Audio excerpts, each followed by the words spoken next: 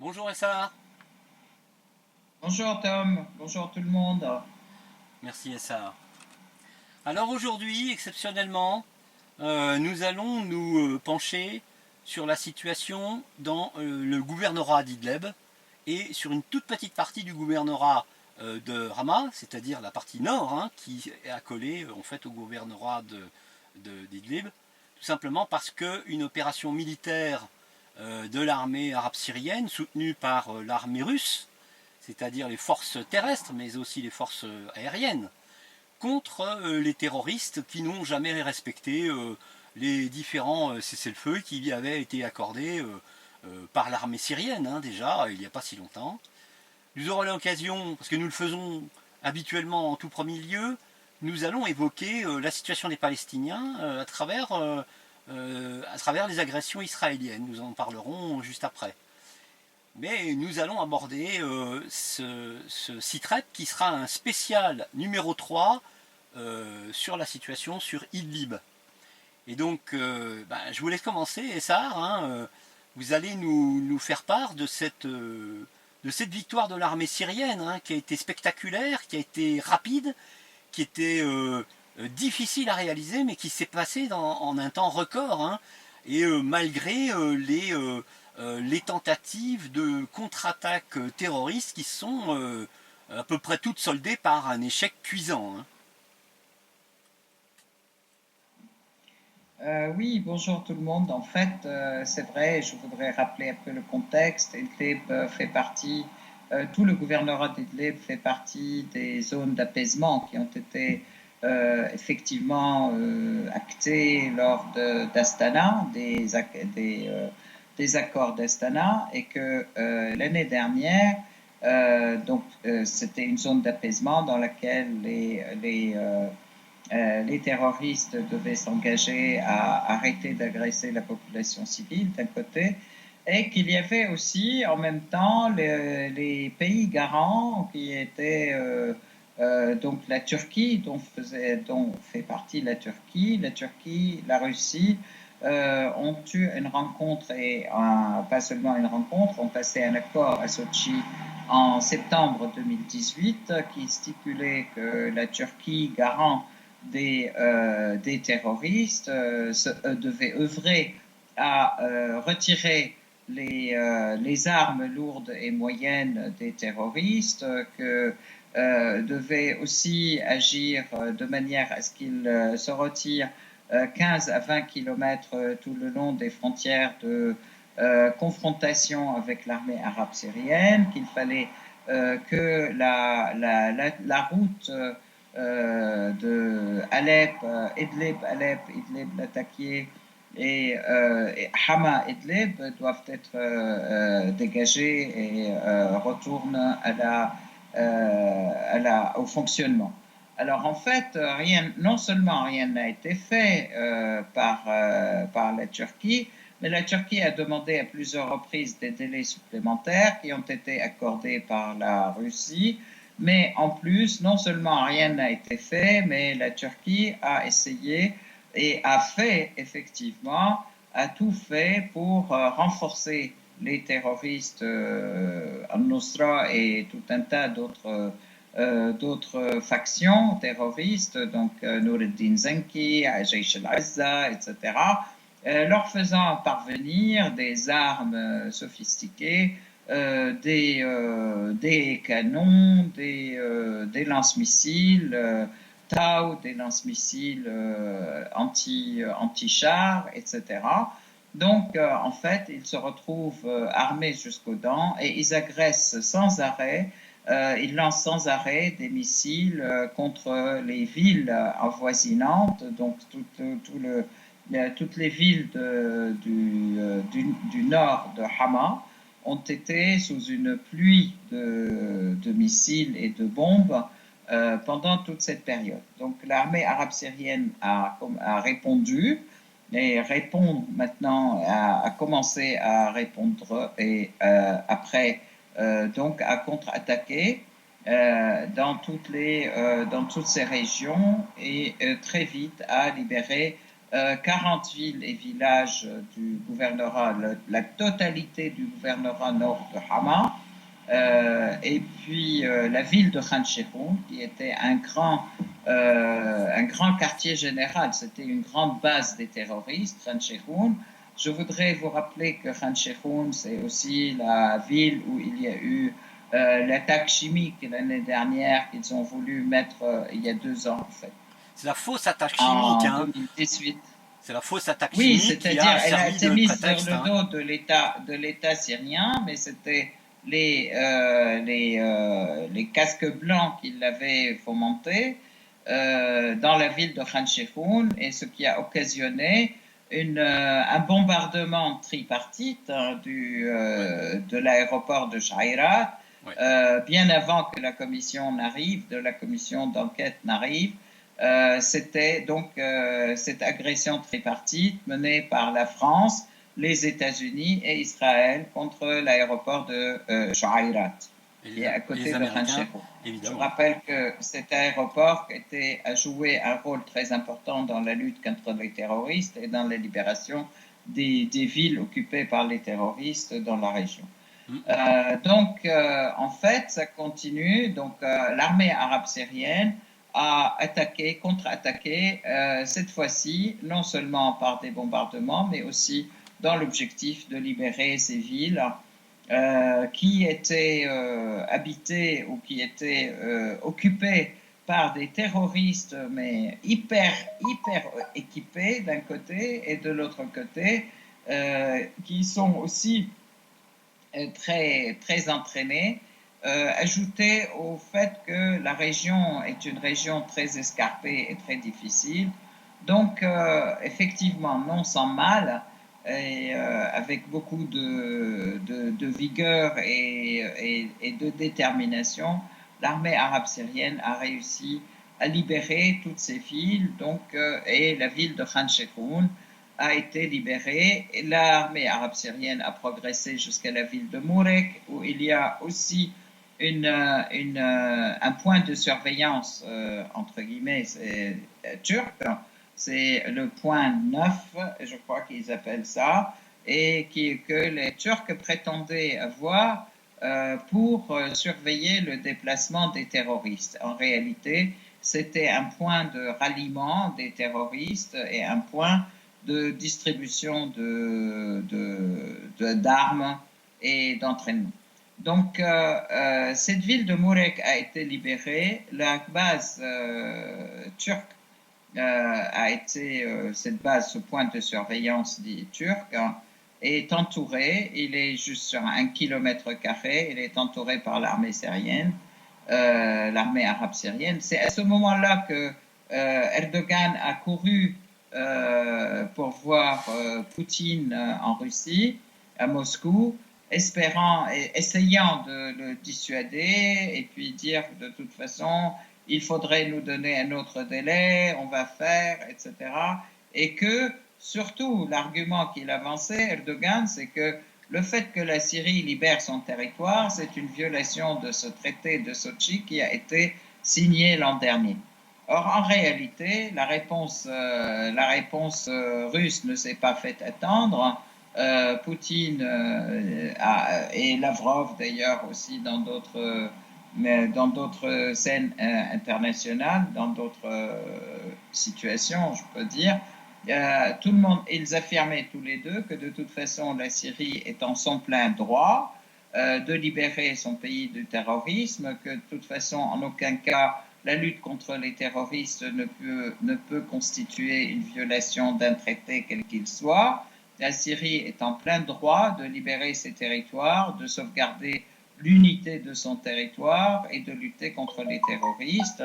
Mais c'est surtout aussi une application de l'ensemble des lois ou des décisions de l'ONU face de l'ONU et du Conseil de sécurité dans la lutte contre le terrorisme. Donc, très déçu néanmoins, le Erdogan continue à affirmer qu'il va garder ses bases, ses points de surveillance militaires en Syrie. On voit pas très bien d'ailleurs. et ça, on voit pas très bien à quoi servirait le point d'observation de Mourek une fois encerclé par l'armée arabe syrienne. Parce que il faut noter quand même une chose, c'est que le point d'observation de Mourek, dont vous parliez, se trouve au sud-est de Rancheroun. C'est-à-dire qu'en fait, Rancheroun a été libéré avant que Mourek soit complètement encerclé. Donc il faut noter Oui, aussi, il faut rappeler que la Turquie, Ankara, a envoyé un convoi de matériel militaire, de munitions, d'armement et de blindés en direction de Rancheroun, et que l'armée syrienne, aidée, et c'est ça qui est très très important, aidée de l'armée russe, a frappé le convoi. En réalité, il a frappé les unités, exactement. les unités des premières lignes de ce convoi qui étaient très avancées. C'était un avertissement. Et Ankara, au lieu de s'en tenir là, a envoyé apparemment 2 chasseurs pour essayer de forcer l'armée syrienne à laisser passer le convoi. Mais c'est les forces aériennes russes qui se sont interposées en forçant en fait les chasseurs turcs à rentrer à la base. Et donc ça indique quoi? Ça indique que malgré les tentatives de Poutine d'essayer de calmer la situation, il y a une intransigeance claire et nette, parce qu'il faut rappeler qu'à Sochi, la Turquie a signé, c'est pas seulement un accord verbal, elle a signé ses engagements concernant le maintien des troupes terroristes dans une zone et désarmée, c'est-à-dire l'obligation des forces turques de désarmer les terroristes.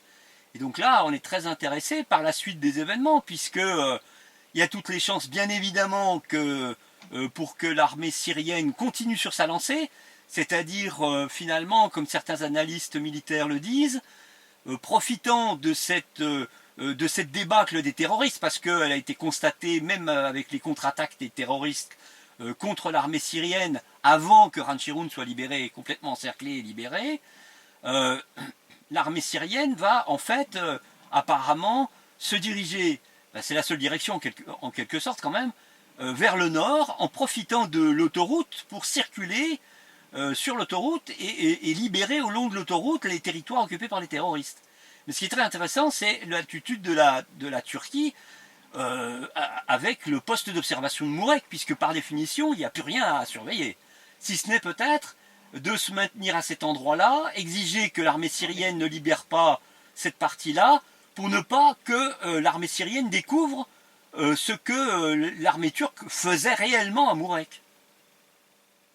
Tout à fait. En fait, la Turquie non seulement soutient Mordicus, enfin Erdogan soutient Mordicus le fait que ce point de surveillance est conforme aux accords de Sochi et qu'il est là pour surveiller les terroristes, mais il n'hésite pas à dire que ce point il est justement pour assurer la sécurité de la Syrie et de la population syrienne.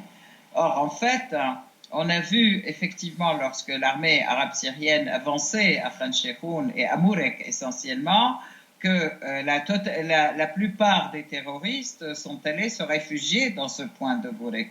En fait, c'est une preuve réelle et factuelle du fait que de toute façon ils sont de connivence complètement avec la Turquie.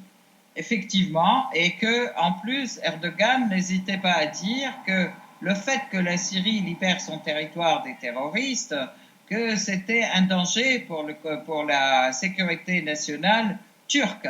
Alors on se demande en quoi le fait de se débarrasser des terroristes, la Syrie portait atteinte ou pouvait mettre en danger la sécurité nationale turque.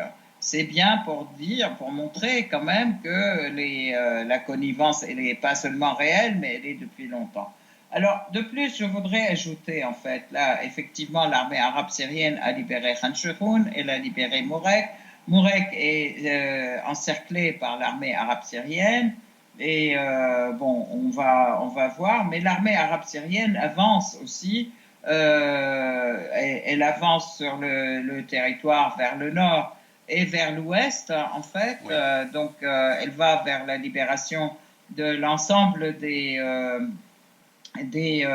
villages qui sont à l'ouest du gouvernorat de Hama.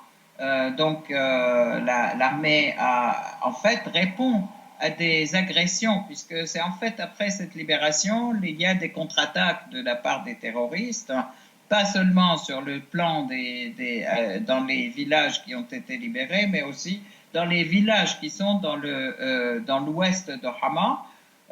Mais l'armée arabe syrienne continue donc et là elle a continué son avancée à Kafar Awed, Kafar Sejna, Rakaya, Sakhla, Ma'arret al-Na'man. En fait, c'est très très important. C'est une ville importante en fait dans le nord aussi, dans ce côté à l'ouest d'Idlib et à l'ouest de Hama, et aussi Kafar Nabouda. Et donc là, on dit nombreux terroristes ont été tués, leur armement détruit. Donc ils sont vraiment en débandade. Et parallèlement, donc l'armée arabe syrienne augmente sa présence dans la montagne de Charchabo et dans le nord de la ville de Hama. Donc tout ceci, et là on peut dire, on arrive aussi au point de surveillance suivant, le point turc suivant qui s'appelle Shabar Maghara. Donc c'est le point 10 en fait, le point 9, le point 10, et en fait la Turquie se retrouve donc avec deux bases aujourd'hui, ou pas des bases, c'est des points de surveillance qui sont encerclés par l'armée arabe syrienne. Ils continuent à vouloir rester mordicus, mais on pense aussi, toutes les informations montrent qu'il y a aussi des discussions entre donc la Russie, des débats entre la Russie et la Turquie là-dessus, mais aussi des débats, peut-être des rencontres au niveau des services de renseignement syriens, turcs et russes. Donc ceci est important parce que c'est important de voir que il est important que les Turcs comprennent que de toute façon, d'une part, l'armée arabe syrienne, l'État syrien est complètement déterminé à libérer l'ensemble de son territoire, que la Syrie considère les forces turques qui sont là comme des forces occupantes, hein, et que la Syrie continuera dans la libération de l'ensemble de son territoire, de toutes les forces occupantes qui sont les forces turques, les forces américaines, les forces françaises, etc. Donc tout ce monde doit quitter illico presto l'ensemble du territoire syrien, pour lequel la Syrie est déterminée en fait à libérer le moindre grain de terre de ces territoires, et qu'il n'est pas question ni de sûreté nationale, de sécurité nationale turque, etc. C'est du blablabla que les Turcs avancent pour rester sur le territoire syrien annexé. Et pour amputer la Syrie de certains. Annexé du territoire syrien. La Syrie, voilà, annexer des parties du territoire syrien. De là d'ailleurs toutes les tergiversations de la Turquie sur la zone sécurisée du côté de l'est de l'Euphrate, en accord avec les États-Unis. Et puis alors qu'ils considéraient les forces kurdes de Qassad, les FDS, il les considérait comme étant des terroristes. On a vu ces forces turques de Qassad, ces forces kurdes, de Qassad, en train d'enlever tous leurs équipements et tous les barrages, etc., qu'ils avaient construits du côté de la frontière turque, sur ordre des Américains.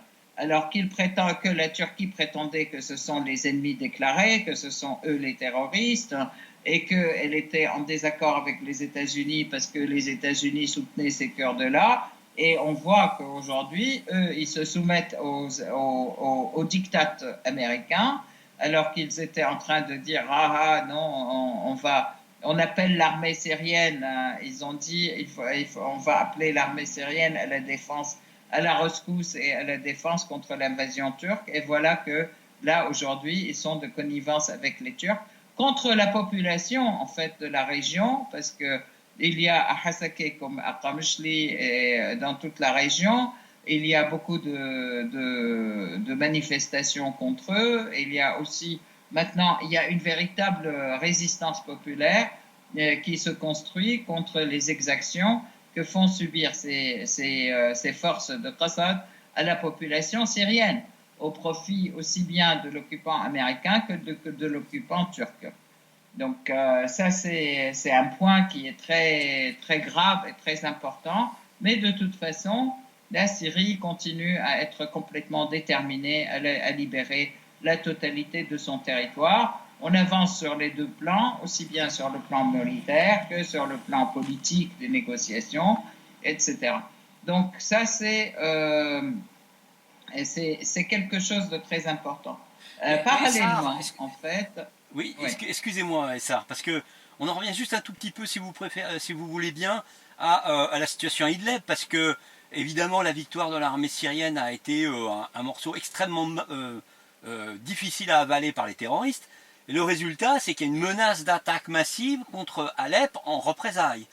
Mais il n'y a pas que ce type de représailles, ou en tout cas d'agression suite au succès de l'armée syrienne. Parce que l'armée syrienne en fait a libéré le sud de la poche terroriste d'Idlib, qui se trouve en partie dans le territoire du gouvernorat de Hama. Hein.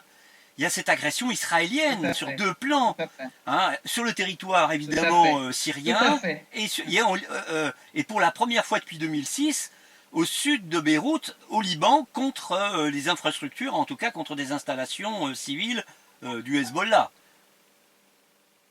Tout à fait. D'ailleurs, Israël a répondu à ces victoires par une triple attaque, en fait, sur tous les pays de l'axe de la résistance, je peux dire. Les premières attaques qui étaient menées en Irak contre des stocks d'armement qui ont explosé, des stocks d'armement de Hashd al-Sha'bi, d'un côté, des attaques contre la Syrie, contre Damas, la ville de Aqraba, en même temps une attaque double au Liban. En fait, l'attaque double, c'est des avions, des drones qui ont attaqué le centre de comment dire, pas de renseignement, un centre de communication et d'information de Hezbollah dans la banlieue sud de Beyrouth. Et donc, il a fait effectivement des dégâts matériels, mais de sacrés dégâts. L'autre avion a été intercepté, l'autre drone a été intercepté. Il s'est avéré qu'il y avait aussi c'était un drone qui était préparé pour une grosse explosion, puisqu'ils étaient à l'intérieur, il y avait une boîte qui était bourrée de C4, qui est une matière qui est super explosive. La deuxième attaque a été aussi, ou la deuxième attaque au Liban, j'entends, a été menée contre des centres du FPLP, donc du Front populaire de libération de la Palestine, dans la Bekaa. Et puis, même hier, il y avait des drones à nouveau qui repassaient au Liban, dans le ciel libanais, qui ont été tirés par l'armée libanaise. Donc, en fait, ça, c'est donc le Liban, la Syrie. Et puis, bombardement contre Gaza, donc contre les Palestiniens aussi, qui font partie du front de la résistance. Donc, en fait, Israël est complètement en débâcle aussi. Ils attaquent tous azimuts, hein. Mais tous les pays du front de la résistance. Et pour moi, ça a une très grande signification. C'est qu'ils provoquent effectivement, soit ils veulent provoquer une guerre générale dans la région, soit ils sont en débandade, et je crois que c'est la deuxième hypothèse qui est la plus valable, puisque c'est Netanyahou qui est en débandade. Il est en phase électorale, puisque les élections vont avoir lieu le 17 septembre, et que c'est en préparation de ces élections du 17 septembre. Il est en train d'attaquer les différents pays pour remonter son score. Oui, parce Or, qu'il en est très fait, très juste. Hein. Il est passé voilà. de justesse la dernière fois. Hein. Et la coalition qu'il avait formée a explosé très rapidement. Et il se retrouve, c'est pour ça qu'il y a des élections au mois de septembre, Oui, parce qu'il se retrouve de nouveau à être obligé de constituer une coalition. Mais cette coalition, il va falloir qu'elle soit élue là au mois de septembre. Donc il risque gros. Hein. Donc il est peut-être en train de jouer un coup de poker en essayant d'échapper à la prison et à la justice, en déclenchant une guerre de grande importance. Hein. il risque gros parce que, en fait, sa place serait en prison s'il n'est pas élu, puisqu'il y a un nombre important de procès contre lui pour corruption, pour vol, etc. Donc, en fait, il est en train de jouer avec le sang de tout le monde. Dans sa réponse, dans sa riposte ou dans son discours, le Samahat Sheikh Nasrallah a annoncé en fait que jamais plus le ciel libanais ne sera violé comme ça. D'ailleurs, il y a eu hier une réunion aussi du Conseil général de la défense au Liban où la décision a été prise de riposter systématiquement. Donc à toute attaque ou à toute violation du ciel libanais ou du territoire libanais. Hassan Nasrallah a dit a annoncé que de toute façon il y aura une riposte, et ils ont intérêt à se tenir tranquilles, ils ont intérêt à se tenir sur un pied et demi et puis contre le mur, et attendre que la réponse arrive, que la riposte arrive. Et en fait, donc on sait que l'ensemble de l'armée israélienne est apeuré, que hier un correspondant, le correspondant de la télé libanaise El Mayadine est allé jusqu'aux frontières. Il a traversé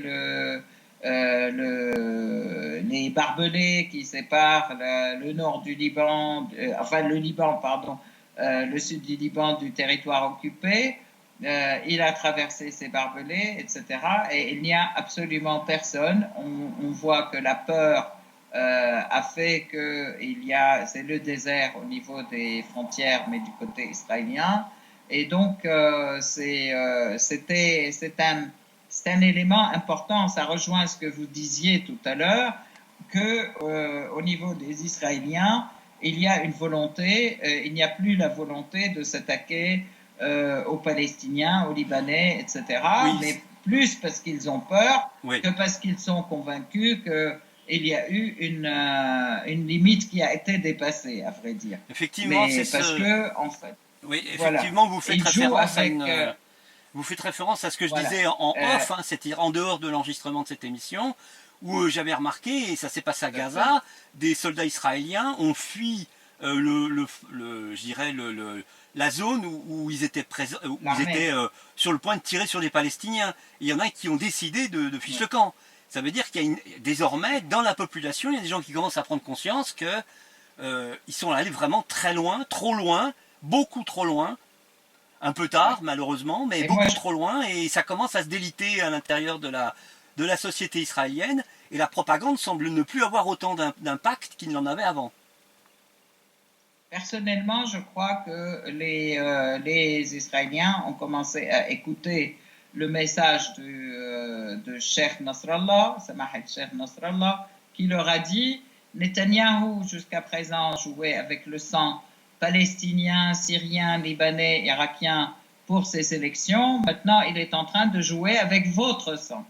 Et donc, c'est votre sang qui va couler et rendez-vous compte que c'est lui qui est en train de jouer avec votre sang. Et donc, c'est effectivement ce message qui a été entendu et qui fait que les frontières étaient désertes et que l'armée israélienne est en train de recourir à mettre en place des mannequins de soldats pour montrer qu'il y a quelqu'un, etc., qui ne sont et donc pas de vrais soldats.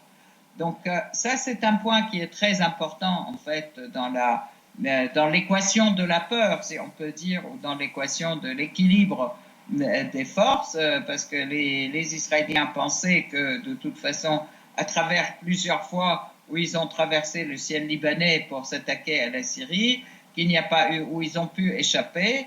Hier, le ministre de la Défense libanaise affirme plus jamais ça, et plus jamais ça ne passera comme ça à travers les mailles, et plus jamais aucun avion ne passera impuni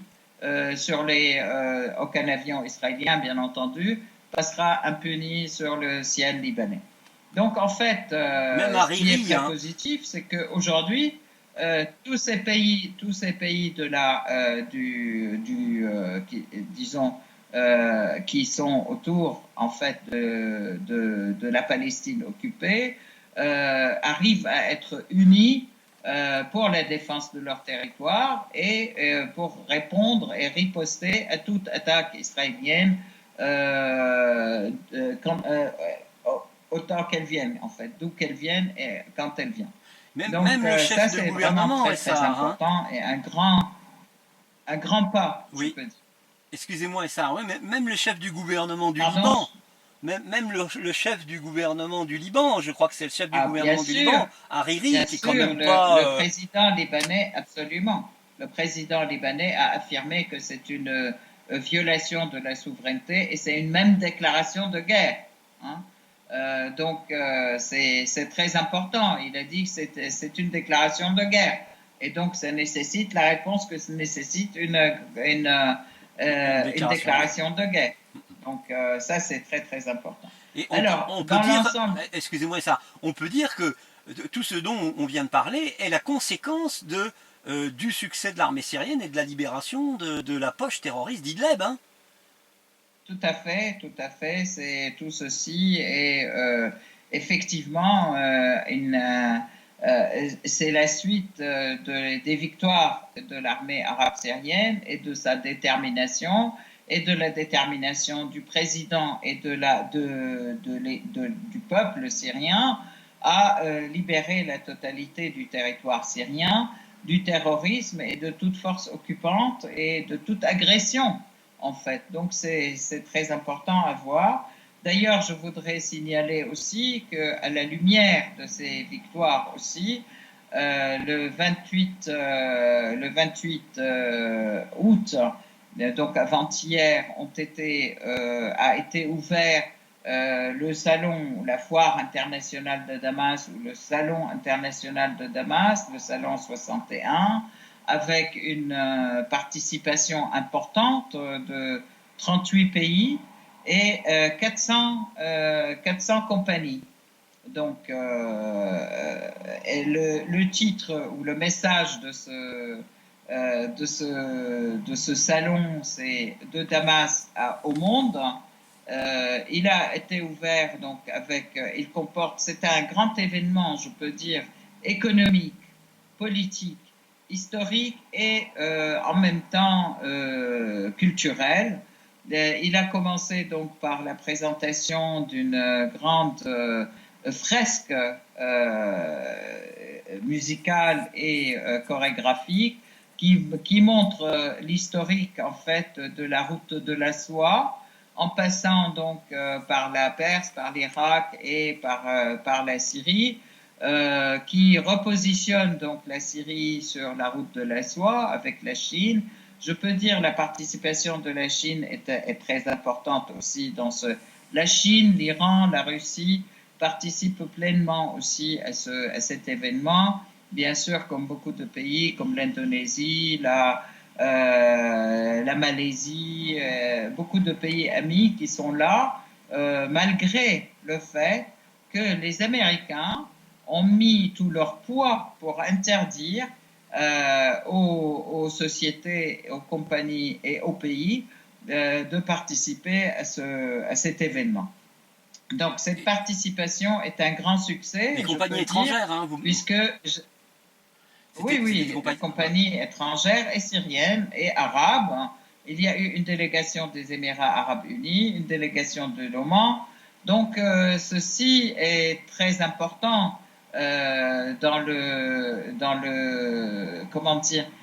le sillage de ces victoires de l'armée arabe syrienne. Il y a aussi une avancée, je peux dire, ou une détermination à reconstruire le pays et à avancer sur le plan économique et politique, parce que rappelons-nous quand même, l'objectif des guerres n'est pas juste de la militaire, l'objectif des guerres est aussi un objectif économique. Et en fait, l'objectif de cette guerre contre la Syrie a été la destruction économique et politique de la Syrie, chose à laquelle ils n'ont pas réussi. La Syrie continue à se porter très bien, elle continue à vouloir se développer, et se reconstruire. Rappelons aussi économique. Que les Américains ont mis en place encore une nouvelle vague de sanctions, entre guillemets, donc de blocus contre toute société qui agit avec la Syrie, qui peut coopérer avec les transports syriens, qui peut aider à l'énergie syrienne, donc à la production d'énergie, qui peut améliorer les transports, qui peut aider à toute reconstruction de la Syrie. Cette nouvelle vague de sanctions, entre guillemets, illégale a été mise en place début mai de cette année 2019. Donc, et ils continuent leur pression contre l'Iran, contre tous les pays qui traitent avec la Syrie. Notamment, rappelons-nous quand même le prétexte qui a été d'arraisonner le pétrolier iranien dans le détroit de Gibraltar, que c'était parce qu'il se dirigeait vers la Syrie, alors que c'était faux. Mais de toute façon, donc en fait, ils essayent de bloquer non seulement la Syrie, mais la totalité des pays amis de la Syrie. Donc ils ont appliqué de nouvelles sanctions contre l'Iran, des sanctions contre la Russie, pour les dissuader de cette coopération avec la Syrie. Et bon, bien sûr, non seulement ça ne marche pas, c'est un échec total de la politique américaine. À cet effet, d'ailleurs, je voudrais dire que hier en Syrie est arrivée une délégation française de l'Union des nationalistes français, dirigée par Thierry Marini, oui, en fait, et qui a rencontré donc à la fois ils ont rencontré le président Assad qui a affirmé encore une fois la volonté de libérer l'ensemble du territoire syrien, mais d'un autre côté qui a évoqué avec eux les positions françaises qui sont tout à fait contraires à ce qu'on pourrait attendre de la France, en fait, pays contre le terrorisme et puis qui est défenseur des libertés et des droits humains, oui. Et que ses positions en Syrie sont complètement tout le contraire. Donc ça, c'est un point important. La même chose, ils ont été reçus par le président du Parlement syrien et qui a aussi donc qui a soutenu les mêmes positions et par contre montrer une ouverture à un éventuel dialogue et puis à éventuellement un nouveau rôle que pourrait jouer la France plutôt qu'un rôle de soutien aux terroristes. Il est important de voir qu'il y a aussi nombre important de terroristes d'origine française que la France refuse de reprendre et refuse de rapatrier en France. Et ça, c'est un point clé quand même. Il est important que tous les pays qui ont envoyé des terroristes en Syrie reprennent leurs terroristes et qu'ils arrêtent de se pavaner, de pleurnicher sur le sort de la population syrienne, parce que la cause du malheur des Syriens, ce sont ces terroristes-là qui ont été envoyés par 100 et quelques pays occidentaux visant à détruire la Syrie. Donc maintenant, la Syrie gagne et triomphe et a réussi à vaincre tous ces terroristes et libérera ces territoires complètement. Voilà. Ouais. Oui. Je crois qu'effectivement, nous arrivons à la fin de ce CITREP, troisième CITREP spécial Idlib, cette fois-ci. Merci Essar, effectivement, il fallait se concentrer sur la libération de le début de la libération de cette poche terroriste, parce qu'elle est très très importante. Et quand on le voit à travers la réaction des Américains, certes, mais surtout la réaction des Israéliens, parce que ça montre à quel point c'est extrêmement important. Il ne restera plus après qu'à libérer la partie est de l'Euphrate, et la Syrie sera quasiment totalement libérée. Les Américains pourront très difficilement se maintenir à Al-Tenf après ça, et bien entendu, il suffira ensuite d'attendre la libération du Golan, parce que ça sera inévitable au bout de ça. Hein. Voilà, merci Essar. Oui, bien sûr. Et d'Alexandrette, bien sûr. Oui. Merci à vous et puis merci à tout le monde et puis je vous retrouve dans 2 semaines. À très bientôt. À très bientôt, et ce sera peut-être le 69e, sinon d'excellentes nouvelles supplémentaires à propos d'Idlib, tout simplement. Merci, bon après-midi Essar, à bientôt, au revoir. Bon après-midi à vous, au revoir.